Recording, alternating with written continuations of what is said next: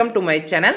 AP ICET 2025కి సంబంధించి ఆన్లైన్లో అప్లికేషన్ ఏ విధంగా కంప్లీట్ చేసుకోవాలి, స్టెప్ బై స్టెప్ ప్రాసెస్ మీకు ఈ వీడియోలో అయితే ఎక్స్ప్లెయిన్ చేస్తాను. సో వీడియో ఎండ్ వరకు అయితే వాచ్ చేయండి, ఎందుకంటే ఒక మిస్టేక్ చేసినా కూడా తర్వాత మీకు ఇబ్బంది అవుతుంది కాబట్టి.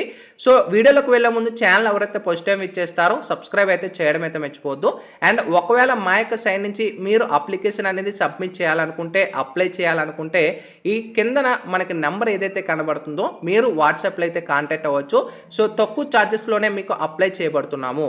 అయితే మనకి బ్యాక్ వెళ్ళినట్టయితే ఏపీ ఐసెట్ 2025 ఆన్లైన్ అప్లికేషన్ అయితే స్టార్ట్ అయిపోయింది. ఇక్కడ మనం చూసుకోవచ్చు స్టెప్ 1, స్టెప్ 2, స్టెప్ 3, స్టెప్ 4 4 స్టెప్లు ఏవైతే ఉన్నాయో ఇందులో స్టెప్ 1 అండ్ స్టెప్ 3 ఇవి మనకి మెయిన్ మ్యాండేటరీ. అయితే స్టెప్ 1 మీద ట్యాప్ చేస్తున్న ఇక్కడ చూసుకోవచ్చు, ఇక్కడ మనకి ఫీజ్ డీటెయిల్స్ అనేది పే చేయాల్సి ఉంటుంది. ముందుగా మీ యొక్క డిగ్రీ కానీ బీటెక్ కానీ క్వాలిఫైయింగ్ హాల్ టికెట్ నెంబర్ అయితే ప్రొవైడ్ చేస్తారు. నెక్స్ట్ క్యాండిడేట్ నేమ్ మీ యొక్క 10th క్లాస్లో ఏ విధంగా నేమ్ అయితే ఉందో ఆ నేమ్ ఎంటర్ చేస్తారు. నెక్స్ట్ మీ date of birth as per SSC, mobile number enter చేస్తారు. Mobile number self of father అనేది ట్యాప్ చేసుకోవాల్సి ఉంటుంది. మ్యాక్సిమం సెల్ఫ్ ఇచ్చేసుకోండి. ఆల్టర్నేట్ మొబైల్ నెంబర్ ఉంటే ఇస్తారు, లేకపోతే అది ఆప్షనల్ అనమాట. నెక్స్ట్ ఈమెయిల్ ఐడి అనేది ప్రొవైడ్ చేస్తారు. నెక్స్ట్ కేటగిరీ ఓసీయా, బీసీఏ, బీసీడీయా, ఎస్సీయా, ఎస్టీ అనేది ఉంటుంది. సో దాన్ని బట్టి మీకు ఫీజ్ పేమెంట్ అయితే ఉంటుంది అనమాట. అండ్ ఇక్కడ మీ క్యాస్ట్ అనేది కూడా ఎంటర్ చేయాల్సి ఉంటుంది. ఇక్కడ మీరు క్యాస్ట్ సబ్మిట్ చేస్తేనే మీకు ఫీజ్ డీటెయిల్స్ అనేవి చూపిస్తాయి. ఇక్కడ మనం చూసుకోవచ్చు ఓసీ క్యాండిడేట్స్ మనం సెలెక్ట్ చేస్తే 650 అమౌంట్ ఉంది. ఒకవేళ బీసీ క్యాండిడేట్స్ వాళ్ళకైతే 600 రూపీస్ ఉంటుంది. ఒకవేళ మీరు ఎస్సీ ఎస్టీ క్యాండిడేట్స్ వాళ్ళకైతే 550 అమౌంట్ అనేది మనకి ఇక్కడ ఫిక్స్ చేయడం అయితే జరిగింది. దీంతో పాటు మనకి ఎక్స్టర్నల్గా మనకి బ్యాంక్ ఛార్జెస్ అయితే ఉంటాయి. డిపెండ్ అపాన్ బ్యాంక్ అనమాట. 30 ఉండొచ్చు, 25 ఉండొచ్చు అనమాట కొన్ని బ్యాంకుల్లో అయితే. ఇక్కడ చూసుకోవచ్చు పేమెంట్ మీ credit card, debit card, net banking నుంచి అయితే పేమెంట్ చేసుకోవచ్చు. ఇవన్నీ కూడా ఇచ్చేసిన తర్వాత టిక్ మార్క్ ఏదైతే ఉందో దీన్ని ట్యాప్ చేసుకొని ప్రొసీడ్ టు ఫీజ్ పేమెంట్ మేము క్లిక్ చేసినట్టయితే నెక్స్ట్ మీకు ఈ విధంగా పేమెంట్ గేట్వేకి అయితే వెళ్ళడం అయితే జరుగుతుంది. మీ కార్డ్ డీటెయిల్స్ అయితే ఇస్తారు. ఇచ్చిన తర్వాత పే నౌ మేము క్లిక్ చేసుకున్నట్టయితే మీ పేమెంట్ అయిపోయిన తర్వాత మీకు ఈ విధంగా యువర్ పేమెంట్ డన్ సక్సెస్ఫుల్లీ మీకు ఈ విధంగా ఇంటర్ఫేస్ అవుతుంది. ఓకేనా.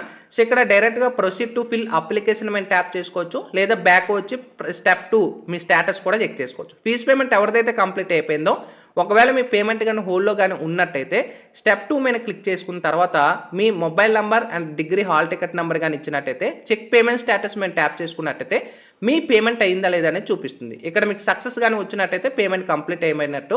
ఒకవేళ నో డీటెయిల్స్ ఫౌండ్ కానీ లేదా ఎలాంటి డీటెయిల్స్ కానీ చూపించకపోతే మీ పేమెంట్ అనేది కంప్లీట్ అవ్వలేనట్టు గుర్తుపెట్టుకోండి. నెక్స్ట్ మీరు స్టెప్ 3 దగ్గరికి అయితే వెళ్తారు. స్టెప్ 3 అనేది మెయిన్ ఇక్కడే మనకి యూస్ఫుల్ అనమాట. స్టెప్ 3 దగ్గర ప్రతిదీ కూడా డీటెయిల్స్ క్లియర్గా ఇవ్వాలి. స్టెప్ 3 దగ్గర మీకు ఓపెన్ చేస్తే మీ పేమెంట్ రిఫరెన్స్ ఐడి మీకు మెసేజ్ వస్తుంది. అది ఇక్కడ క్లియర్గా ఎంటర్ చేయాల్సి ఉంటుంది. Degree hall ticket number provide చేస్తారు, mobile number, date of birth ఇవన్నీ ఇచ్చేసి ప్రొసీడ్ టు ఫిల్ అప్లికేషన్ మేము ట్యాప్ చేసుకున్నట్టయితే స్టెప్ 3లో మీకు డైరెక్ట్గా డీటెయిల్స్ ఈ విధంగా ఓపెన్ అవుతాయి. ఇక్కడ చూసుకోవచ్చు క్లియర్గా. స్టార్టింగ్లో మీ పేమెంట్ రిఫరెన్స్ ఇవన్నీ కూడా సేమ్, ఇవి మీరు ఎలాంటివి కూడా చేంజ్ చేయలేరు. నెక్స్ట్ క్యాండిడేట్ నేమ్ అడుగుతుంది. మీరు స్టార్టింగ్లో ఫీజు పేమెంట్ ఇచ్చేటప్పుడే క్లియర్గా అన్నీ కూడా ఫిక్స్ అవుతాయి. ఇక్కడ మీ మదర్ నేమ్ ఇస్తారు. తర్వాత మీకు మేల్ ఆఫ్ ఫిమేల్ అనేది సెలెక్ట్ చేసుకోవాల్సి ఉంటుంది. తర్వాత ఆధార్ కార్డ్ నెంబర్ అనేది 12 డిజిట్స్ అయితే కంపల్సరీ ఇవ్వాలి. Next Aadhaar card ration card number provide చేస్తారు. Next annual income of the parents దగ్గర బిలో 1,25,000 అయితే అడుగుతుంది. మీకు ఇక్కడ ఫీజు రిమెంట్స్ రావాలంటే 1,25,000 బిలో అయితే ఉండేలా చూసుకోండి అనమాట. నెక్స్ట్ మీ యొక్క ఇన్కమ్ సర్టిఫికేట్ అయితే డీటెయిల్స్ ఎంటర్ చేసిన తర్వాత, అంటే ఇన్కమ్ సర్టిఫికేట్ నెంబర్ ఇందులో ప్రొవైడ్ చేసిన తర్వాత ఒక పాపప్ అయితే వస్తుంది. మీకు వ్యాలిడిటీ ఎంతవరకు ఉంది, ఇది మీద కాదనేది ఒక పాపప్ వస్తుంది. అది మీకు క్లియర్గా చూపిస్తాను ఇంకా విజిబుల్గా. నెక్స్ట్ మనకి చూసుకోవచ్చు కేటగిరీ బీసీబీలో క్యాస్ట్ సర్టిఫికేట్ నెంబర్ ఎంటర్ చేయాల్సి ఉంటుంది. స్పెషల్ రిజర్వేషన్ కేటగిరీ ఉంటే టిక్ మార్క్ చేసుకుంటారు, లేదంటే అది ఆప్షనల్. ఫిజికల్లీ హ్యాండిక్యాప్డ్ ఎవరైనా ప్రాబ్లం ఉంటే ఇక్కడ మీకు డిఫెక్ట్ ఏంటనేది సెలెక్ట్ చేసుకుంటారు. నెక్స్ట్ మైనార్టీయా నాన్ మైనార్టీ అయితే అడుగుతుంది. ఒకవేళ మీరు ముస్లిమ్స్ అయితే మైనార్టీ అనేది సెలెక్ట్ చేసుకోండి, నాన్ ముస్లిమ్స్ అయితే నాన్ మైనార్టీ అనమాట, అంటే రిమైనింగ్ క్యాండిడేట్. నెక్స్ట్ మీ యొక్క అడ్రస్ అయితే ఇవ్వాల్సి ఉంటుంది, like house number, district, and next me mobile number అనేది కూడా ఇవ్వాల్సి ఉంటుంది. మెయిల్ ఐడి, అలాగే విలేజ్ ఏంటి, స్ట్రీట్ ఏంటి, ఆల్టర్నేట్ నెంబర్ ఉంటే ఇవ్వచ్చు, లేకపోతే లేదు. మండల్, పిన్ కోడ్ అండ్ టోటల్గా పెర్మనెంట్ అడ్రస్ ఇక్కడ టిక్ మార్క్ చేస్తే సేమ్ అడ్రస్ ఇక్కడ కూడా కాపీ పేస్ట్ అవుతుంది. ఒకవేళ మీరు అడ్రస్ అనేది చేంజ్ చేయాలనుకున్నా పెర్మనెంట్ అడ్రస్ ఇది కాదనుకుంటే ఇది కూడా చేంజ్ చేసుకోవచ్చు. ఓకేనా. ఇది ఒక ఐడియా వచ్చింది అనుకుంటున్నాను. నెక్స్ట్ మీకు ఇక్కడ చూసుకోవచ్చు, ఇక్కడ మీ డిస్ట్రిక్ట్ సెలెక్ట్ చేసుకోవాలి. నెక్స్ట్ క్వాలిఫైయింగ్ ఎగ్జామినేషన్ ఇక్కడ డిగ్రీ అడుగుతుంది. మీరు బీసీఏయా లేదా బీటెక్కా లేదా డిగ్రీయా, ఇక్కడ మీరు మాన్యువల్గా సెలెక్ట్ చేసుకోవాలి. తర్వాత మెయిన్ మీ మేజర్ గ్రూప్ సబ్జెక్ట్స్ అంటే మీరు మెయిన్గా ఏవైతే సబ్జెక్ట్స్ అయితే ఉంటాయో మీ డిగ్రీలో మేజర్ గ్రూప్ సబ్జెక్ట్స్ అవి 3 మీరు ఎంటర్ చేయాల్సి ఉంటుంది. హాల్ టికెట్ నెంబర్ ఇస్తారు, ఇయర్ ఆఫ్ పాసింగ్ అయితే ఇస్తారు, మీరు ఇంగ్లీష్ మీడియమా తెలుగు మీడియం అనేది సెలెక్ట్ చేసుకోవాలి. నెక్స్ట్ మీ యొక్క ఎస్ఎస్సి 10th క్లాస్ డీటెయిల్స్ అయితే ఇవ్వాల్సి ఉంటుంది. మీ 10th క్లాస్ డీటెయిల్స్లో SSC hall ticket number, month of passing, year of passing అయితే ఇస్తారు. నెక్స్ట్ మీ యొక్క ఇంటర్మీడియట్ 10+2 మీ ఇంటర్మీడియట్ అర్బన్ రూరల్ అంటే సిటీలో చేశారా లేదా విలేజ్లో చేశారా అనేది సెలెక్ట్ చేసుకోవాలి. ఓకేనా, అర్బన్ అంటే సిటీ అనమాట, రూరల్ అంటే విలేజ్ సైడ్. నెక్స్ట్ మీ ఈ యొక్క intermediate hall ticket number provide చేస్తారు, month of passing, next year of passing అయితే ఇస్తారు. నెక్స్ట్ మీ యొక్క స్టడీ డీటెయిల్స్ 9th క్లాస్ నుంచి డిగ్రీ 3rd ఇయర్ వరకు మొత్తం డీటెయిల్స్ అన్నీ కూడా మీరు సబ్మిట్ చేయాలి. లైక్ 9th క్లాస్ మీరు ఏ డిస్టిక్లో కంప్లీట్ చేశారు, 10th క్లాస్ మీరు ఏ డిస్టిక్లో కంప్లీట్ చేశారు, ఇంటర్ ఫస్ట్ ఇయర్ కానీ సెకండ్ ఇయర్ కానీ డిగ్రీ కానీ ఆ ప్లేస్ అంటే కాలేజీ ప్లేసెస్ ఇవన్నీ కూడా కాలేజీ ప్లేసెస్ కానీ స్కూల్ ప్లేసెస్ ఇవన్నీ ప్రొవైడ్ చేయాలి. ఇన్స్టిట్యూట్ నేమ్ కానీ స్కూల్ నేమ్ ఈ నేమ్స్ అన్నీ ప్రొవైడ్ చేసుకొని మీరు ఫస్ట్ ఎప్పుడు ఎపీరియన్ చేశారు, ఎప్పుడు పాస్ అయ్యారు, ఎప్పుడు ఎపీరియన్ చేశారు, ఎప్పుడు పాస్ అయ్యారు, ప్రతిదీ కూడా సెలెక్ట్ చేసుకోవాలి. నెక్స్ట్ టెస్ట్ సెంటర్స్ ఏంటంటే మీ దగ్గరలో అనేది పెట్టుకోండి. ప్రిఫరెన్సెస్ అనేది లాంగ్ డిస్టెన్స్ అయితే వద్దు. ఓకేనా, సో దగ్గరలో ఉంటే మీకు ఈజీగా వెళ్ళడానికి ఉంటుంది.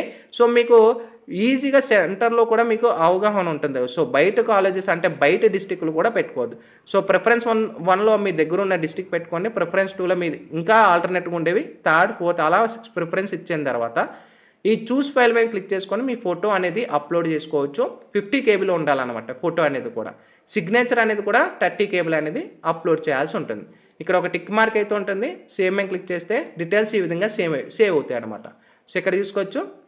అండ్ స్టార్టింగ్లో చెప్పాను కదా మీకు ఒక పాపప్ అనేది అయితే వస్తుందని చెప్పేసి మీ ఇన్కమ్ డీటెయిల్స్ ఇచ్చిన తర్వాత వ్యాలిడిటీ ఎప్పటి వరకు ఉంది అండ్ ఎంత టోటల్ ఇన్కమ్ ఉంది అనేది కూడా క్లియర్గా చూపిస్తాయి. ఇన్కమ్ కానీ క్యాస్ట్ కానీ అనేది ఈడబ్ల్యూఎస్ సర్టిఫికేట్ ఇచ్చినా కూడా మీ డీటెయిల్స్ చూపిస్తాయి. సో ఓకేనా, ఇది ఒక ఐడియా వచ్చిందని అయితే అనుకుంటున్నాను.